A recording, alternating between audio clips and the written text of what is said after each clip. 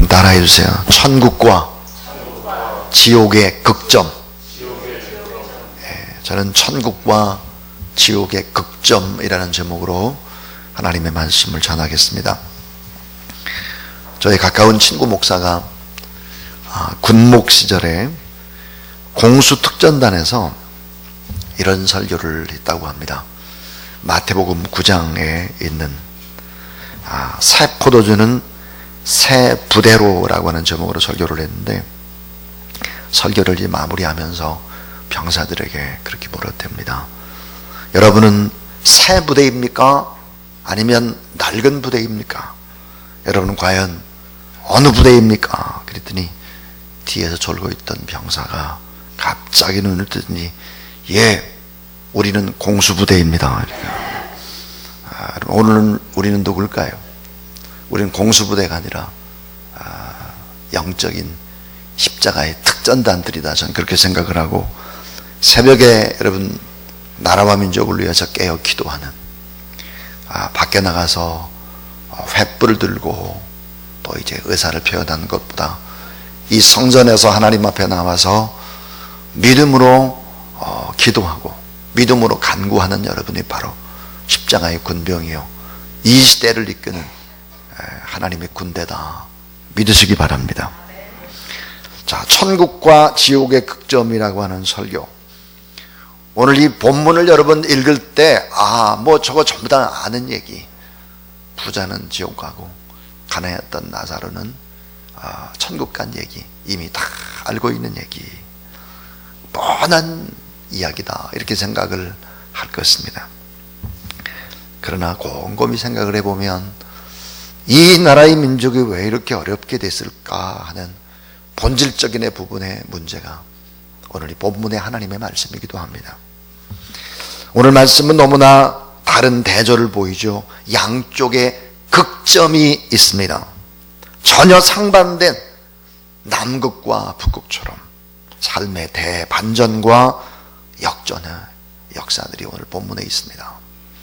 자, 현세와 내세, 천국과 지옥, 거지와 부자, 누더기옷과 자색옷, 나사로라는 이름과 이름 없는 부자, 하나님을 의지하는 삶과 나 중심의 물질적인 삶, 권력을 의지하는 삶, 호화호식하는 삶, 이런 삶의 끝은 과연 무엇일까를 적나라하게 보여주는 것입니다. 자, 오늘 이 본문 속에서 우리는 정말로 천국과 지옥이 있는가? 여러분 스스로에게 질문을 해봐야 합니다. 나는 정말로 천국과 지옥을 믿고 지금도 살아서 역사하시는 하나님 앞에 하나님을 인정하며 하나님을 경배하며 말씀하시는 하나님이라는 사실을 믿고 지금 신앙생활을 하고 있는지를 돌아봐야 하는 것입니다. 여러분 정말로 천국과 지옥이 있는 것이 믿어지십니까? 아멘이 간신히 산소호흡기 끼고 있는 소리 같아요. 우리가. 여러분 천국과 지옥이 있다는 사실을 믿습니까? 예. 자, 여러분 신라시대, 옛날 신라시대의 사람들에게 우리가 가지고 있는 자동차, 또 전기, 비행기, 컴퓨터, 핸드폰, 핵무기, 이런 거를 신라시대의 사람들에게 설명을 했다면 과연 믿어주겠나 하는 것입니다. 신라시대의 사람들은 그럴 겁니다. 도저히 믿지 않을 것이고 공갈, 저 완전히 사기꾼이다 이렇게 말할 것입니다. 여러분 코페르니쿠스가 지동설을 주장을 했습니다. 지동설. 태양이 중심이다. 태양을 중심으로 해서 지구도 돌고 태양계가 도는 것이다. 그런데 그 전까지는 천동설을 믿었단 말이에요. 태양이 중심이 아니라 지구가 중심이다 이렇게 생각을 한 거죠. 그러니까 코페르니쿠스가 지동설을 주장을 하니까 그 당시 유럽 전체의 지성들은 어떻게 반응을 했을까? 말도 안 되는 소리, 미친 소리 고발을 하게 되고 결국은 천주교에서는 지동설을 주장하는 사람들을 화형에 처하는 어처구니 없는 일들이 저질러진 것입니다. 자, 여러분 오늘 우리에게 이 같은 무지가 없는가 하는 것입니다. 이 같은 무지, 내가 지금 알고 있고 보고 있고 듣고 있는 지식이 다라고 생각하고 착각하는 어리석은 무지는 없는가? 영적으로 돌아봐야 할 것입니다. 예수님께서 너무나 명백하게 말씀을 하셨습니다. 천국과 지옥을 명백하게 말씀하셨죠. 태양과 지구보다 더 명확하게 천국과 지옥을 심각하게 듣지 않는 사람, 이런 사람들을 경고하시면서 온유하시고 따뜻하시고 긍휼이 풍성하신 주님이 이 지옥의 얘기를 하실 때는 막 목청껏 소리를 외쳤다는 것을 성경을 보면 알 수 있습니다. 자, 온유하고 겸손하신 예수님께서 13번이나 지옥 얘기를 하셨는데 그때마다 단호하셨다는 거예요. 자, 현대인들은 지옥에 관한 얘기를 하면 무식한 광신주의자, 수준이 너무 낮다 이렇게 얘기할 수 있습니다. 그러나 지옥에 관한 말씀을 하시는 분은 바로 진리의 자체이신 예수 그리스도 자신이었다라고 하는 것입니다.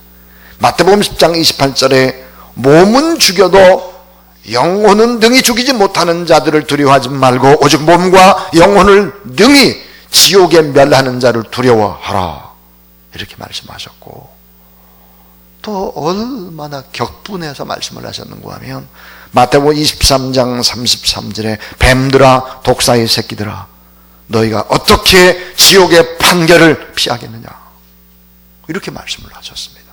너무 분명하게. 그것도 13번이나 말씀을 하셨죠. 여러분, 조금 생각을 내 생각이 아니라 성경에 한번 초점을 두어 보십시오. 자, 죽으면 모든 것이 끝난다라고 생각하는 사람들, 죽으면 끝나 이렇게 생각하는 사람들, 천국과 지옥이 없다고 생각하는 사람들, 살아계신 하나님의 존재를 인정하지 않고 내 힘으로 내가 노력을 해서 열심히 인생을 개척하려고 의지를 불태우는 사람들, 이런 사람들은 과연 어떤 인생의 가치관을 가지고 삶을 살아갈까 하는 것입니다. 그것은 눈에 보이지 않으면 되는 것입니다. 법망에서 벗어나지 않으면 되는 것입니다. 내 마음속에 나의 모든 것을 아시고 보시는, 내 마음속에 경찰관이 없다고 생각을 하고 인생을 살아가는 사람들은 사실은 하나님의 살아계시고 오늘도 내 안에 주님이 계시기 때문에 내가 이런 말을 하면 되나?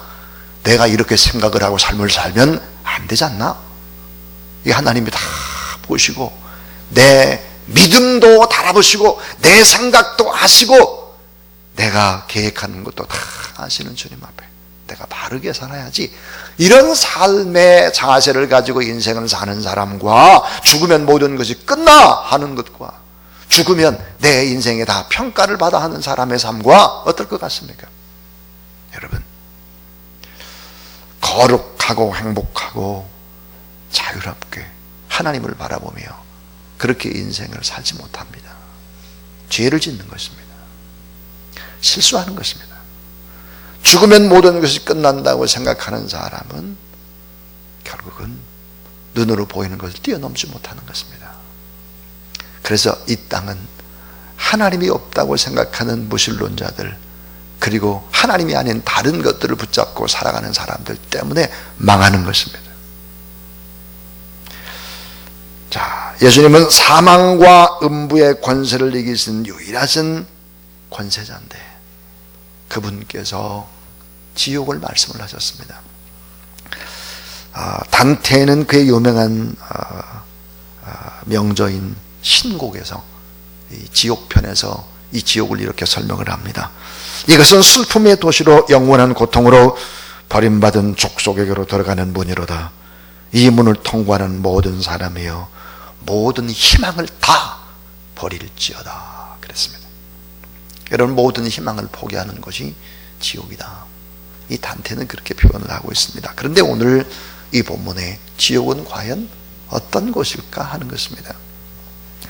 이 지옥은 오늘 이 성경에 보면 네 가지 면으로 소개가 되고 있습니다. 하나는 지옥은 엄청난 고통이 연속되는 곳이 지옥이다 그랬습니다.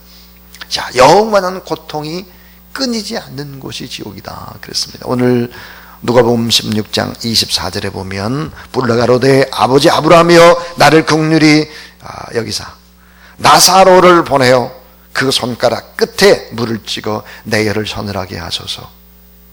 따라해 주세요. 내가 이 불꽃 가운데서 고민하나이다. 불꽃 가운데에서 고민한다. 물 한 방울도 먹을 수 없는 지옥의 불은 육신의 불을 태우는 것이 아니고 마음속에 숫동이처럼 가득한 죄악에서 피어오르는 영적인 세계의 불꽃을 의미하는 것입니다. 죄를 도무지 참지 못하시는 하나님의 공의와 진노가 쏟아놓는 불꽃인 것입니다. 그래서 지옥은 영원한 고통이 끊이지 않는 곳이 바로 지옥이다 하는 것입니다.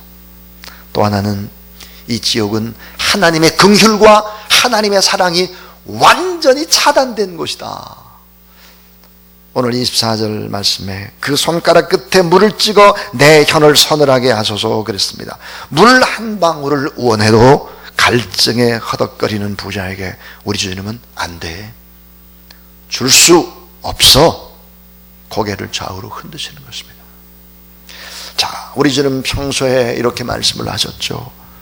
목마른 자들아 다 내게로 오라 그렇게 말씀하셨고, 수고하고 무거운 자들아 다 짐을 지고 내게로 오라 말씀을 하셨고, 노하기를 더디하시고 상한 갈대를 꺾지 아니하시는 사랑과 긍휼의 하나님이신데 이 하나님이 노를 하는 것입니다. 노, 절대 안 된다. 지옥은 하나님의 긍휼과 사랑이 완전히 차단된 것이다.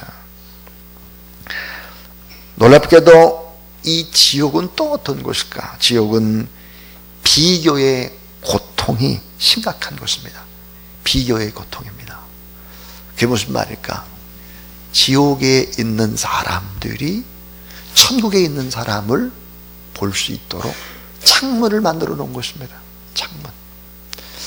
여러분, 참 놀랍게도 우리 하나님께서는 지옥에서 이 살아가는 사람들이 천국에 살아가는 아름다운 삶의 그 모습들을 공개하시는 것입니다. 공개.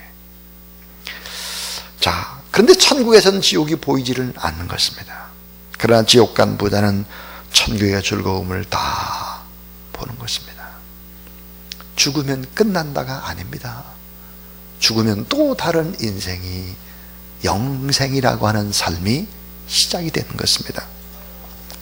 자, 이 지옥은 천국을 눈앞에 두고 비교하는 것입니다.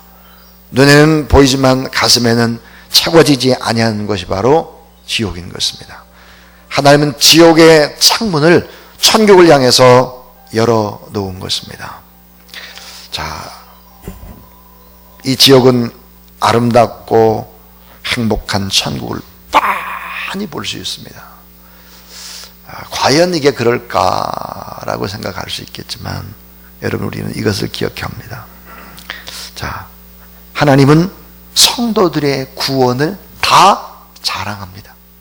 이런 사람이 구원받았다는 걸 다 자랑을 하고, 자, 지옥에 있는 사람들에게 공개하시는 것입니다. 여러분, 우리가 공부를 잘하거나 그림을 잘 그리거나 뭘 해가지고 상을 받을 때 교장실로 그 상 받은 사람을 혼자 불러가지고 상을 주는 경우는 거의 없죠. 공개적으로 전교생이 다 모인 데서 이렇게 잘했다, 그리고 그때 드러내고 칭찬하고 박수를 치는 것입니다. 하나님은 어떤 분이실까? 믿음으로 선한 싸움을 싸우고 달려갈 길을 다 달리고 믿음을 지킨 구원받은 사람들을 다 공개하는 것입니다. 봐라, 지옥에서 다 보라 이거예요. 너희들이 어떠한 이 비교의 고통 속에 있는지를 보라 하는 것입니다. 이 지옥은 수많은 나쁜 기억들이 다시 살아나는 곳이다 하는 것입니다. 자, 오늘 누가복음 16장 23절 따라하세요. 저가 음부에서 고통 중에 눈을 들어 멀리 아브라함과 그의 품에 있는 나사로를 보고, 나사로를 보고 그랬습니다. 보는 것입니다. 25절에 아브라함의 가로되 예, 너는 살아있을 때 내 좋은 것을 받았고 나사로는 고난을 받았으니, 따라해 주세요. 이것을 기억하라. 자, 이것을 기억하라. 이제 저는 여기서 위로를 받고 너는 고민을 받느니라. 이것을 기억하라 그랬습니다. 지옥은 뭘까? 나쁜 기억들이 생생히 살아나는 것이죠.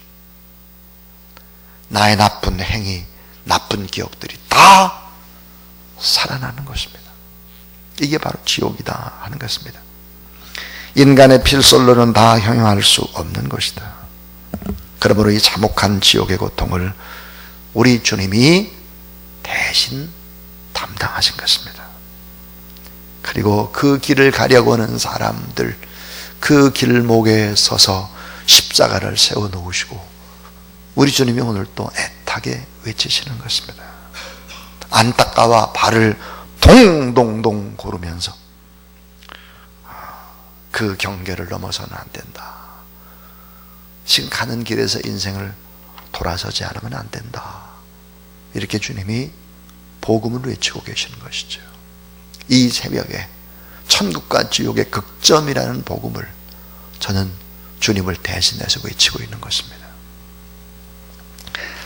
자, 그래서 지옥은 과연 어떤 곳일까 하는 것을 생각해 보았습니다. 그 다음 두 번째로 생각해 볼 것은 왜 부자는 지옥에 갔을까? 왜 부자는 죽어서 지옥 갔을까 하는 것입니다. 이 부자는 뭐라고 얘기를 하고 있는가? 자색 옷과 고운 베옷을 입고 날마다 호화라게 살았다. 여러분, 자색 옷이라는 것은 뭐예요? 왕족과 귀족들, 권력을 얘기합니다. 권력과, 그러니까 물질과 향락과 이런 것을 함께 누린 것입니다. 여러분, 요즘에 벌어지는 이 나라 민족의 실체를 보십시오. 권력과 금력을 가진 이 부자들이 어떻게 이 나라의 민족을 농락하고 있는지를 보십시오. 바로 부자가 그렇게 살았습니다. 자색옷과 고운 베옷을 입었습니다. 권력이었습니다. 그리고 호화라 연락했습니다. 가장 물질로 눈에 보이는 것에 빠져서 그렇게 인생을 살았던 것입니다. 지옥 갈 수밖에 없었던 이유는 뭘까? 이 부자는 아무리 살펴보아도 이름이 없습니다. 어떤 부자입니다. 어떤 부자죠. 나사로는 분명히 이름이 있는데 부자는 이름이 없다 하는 거예요. 이 나사로라고 하는 이름의 뜻이 뭡니까? 나사로는 하나님이 돕는 자입니다. 하나님의 도움을 요청하며 하나님의 도움을 의지하며 인생을 살아갔던 사람이 바로 나사로입니다. 그런데 오늘 본문의 부자는 이름이 없습니다. 신학자 매튜 헨리는 이런 말을 했습니다. 부자의 이름은 생명책에 기록되지 않았기 때문이다. 다시 말하면 예수 그리스도를 영접한 적이 없기 때문이다 그랬습니다. 물질 숭배자입니다. 권력자입니다. 동시에 이 성경의 본문을 영어나 헬라어로 보게 되면 이 부자는 내가, 나의 라고 하는 이 나라는 단어를 계속해서 반복하고 있습니다. 6번이나 반복하고 있습니다. 그러니까 어때요? 여호와 하나님을 믿지 않은 거예요. 자기를 믿은 사람입니다. 또 하나, 이 부자는 죽어서 왜 천국 갔을까? 고난당한 이웃에 대해서 무관심한 사람이었다 하는 것입니다. 이기적입니다. 세속적입니다. 자기만을 생각한 것입니다. 사랑의 실천, 눈물과 긍휼, 고통하는 이웃들을 위해서 자신의 것을 희생하지 않은 사람입니다. 소외계층에 무관심했죠. 교만과 탐욕과 사치를 즐겼습니다. 이런 사람들의 특징이 뭡니까? 쉽게 권태를 느끼는 것입니다. 재물을 낭비하는 것입니다. 권력과 결탁했다라고 하는 것이죠. 이 부자는 왜 지옥에 갔을까요? 내세의 심판에 대해서 무지했습니다. 죽으면 끝난다 라고 생각한 것입니다. 죽으면 정말 끝나는 것입니까? 그렇지 않습니다.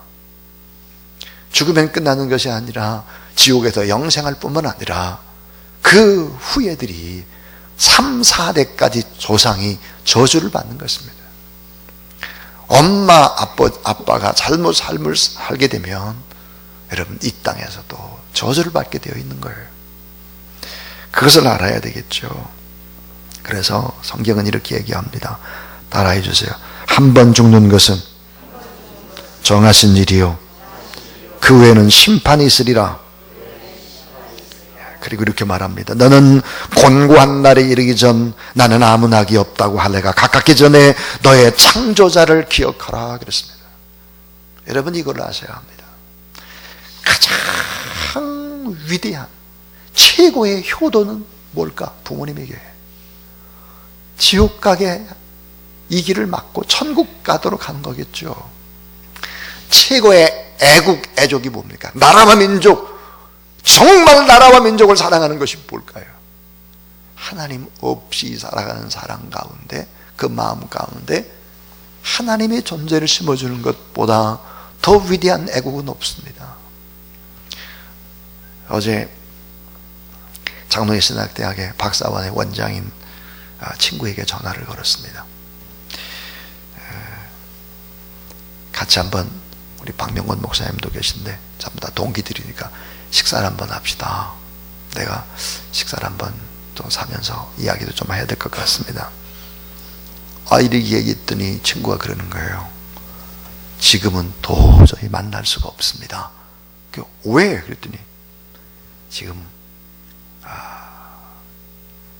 박사과정의 사람들이 서류를 내고 지금 면접을 기다리고 있고 다 시험 기간이기 때문에 내가 학교에 와가지고 또 식사라도 한번 하면 그거는 완전히 김영란법에 걸리기 때문에 그래서 야 무슨 소리야, 친한 친구끼리 뭐 식사 한번 하는데 뭘 김영란법, 그럼 3만 원 넘어가면 안 되잖아. 그렇게 그랬더니 자기의 위치가 있어서 자기 뒤를 누가 꼭 따라다니는 것 같아요. 그래서 야 무슨 신학교에서 그런 게 있어? 그랬더니 강의를 하다가 여러분 신문에도 나왔지 않습니까? 똑같은 일이 이 장로의 신학대학에서도 벌어진 거예요. 쉬는 시간에 커피 한 잔을 이렇게 갖다 놨는데 이 커피 한 잔을 마신 거예요. 이걸 또 사진 찍어가지고 고발하는 놈이 있어가지고 내가 그랬습니다. 참, 야 어떻게 친구지간에 따뜻한 밥 한 끼를 먹어도 어떻게 이렇게 눈치를 봐야 되냐 이게. 그랬더니 친구 입에서 이런 말이 나왔어요. 참 이 나라의 민족이 어떻게 되려고 이러는지.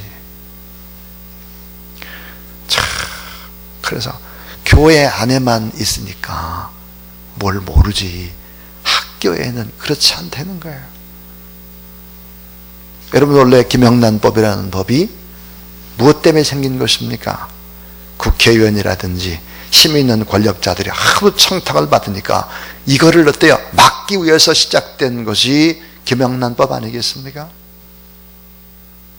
근데 이것이 어때요? 국회의원이라고 하는 사람들은 자기들만 당하기가 억울하다. 그래서 이게 어때요? 어린이집까지 초등학교, 중학교, 고등학교, 대학교 모든 기관까지 하면서 결국은 작은 가난한 사람들, 이런 사람들이 살기가 더 어려워지면서 경제적으로는 더 소통이 되지 않으면서 이런 어려운 문제들을 야기시키고 있는 것입니다. 여러분 정말 천국과 지옥이 있다는 사실을 믿고 여호와 하나님을 믿고 그 하나님 앞에 예배드리며 살아간다고 하면 김영란법 같은 법이 필요가 없는 거예요.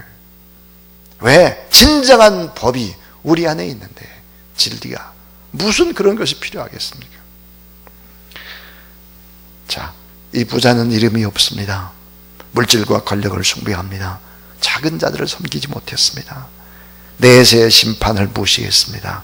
자신의 의롭다고 생각을 한 것입니다. 그리고 죽음을 준비하지 못한 것입니다. 죽으면 끝나는 인생, 죽으면 끝난다라고 하는 이런 사람은 인생을 막 살 사람입니다.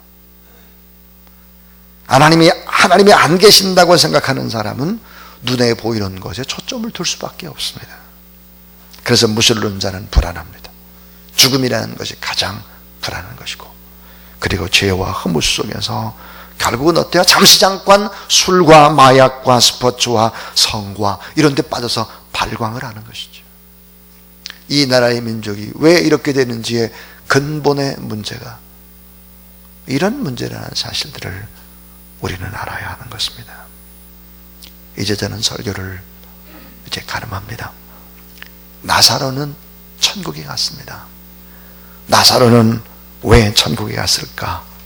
그것은 나사로의 이름 속에 있습니다. 나사로는 히브리어로 엘리에셀입니다. 하나님께 도움을 받다는 뜻입니다. 여러분, 하나님께 도움을 받으며 살아가는 귀한 여러분이 될 수 있기를 주의 이름으로 축원합니다. 이 나사로는 헬라어로 엘라자르입니다. 그것은 어때요? 하나님은 나의 하나님, 그런 말이에요.